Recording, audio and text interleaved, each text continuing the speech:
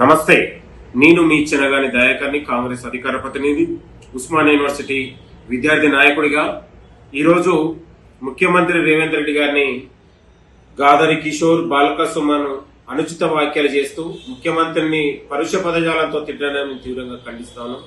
ఒరే సన్యాసులారా, 10 ఏళ్ల కాలంలో అధికారం మీకు ప్రజలు ఇచ్చినప్పుడు గాడిద ఫలితమేరా.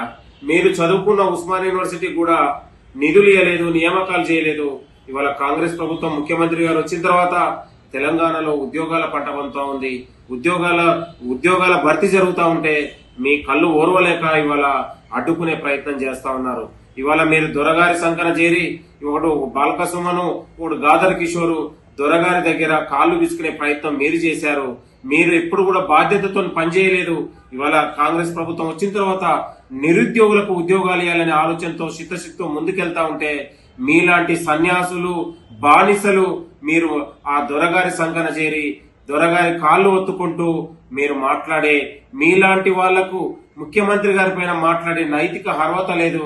ఖబర్దార్ బిడ్డ, ఒళ్ళు జాగ్రత్త పెట్టుకుని మీరు మాట్లాడండి. మిస్టర్ గాదర్ కిషోర్, బాల్క సుమన్, ఉస్మానియా యూనివర్సిటీలో మిమ్మల్ని ఉరికిచ్చి తంతమని కూడా ఈ సందర్భంగా గుర్తు చేస్తా ఉన్నాం.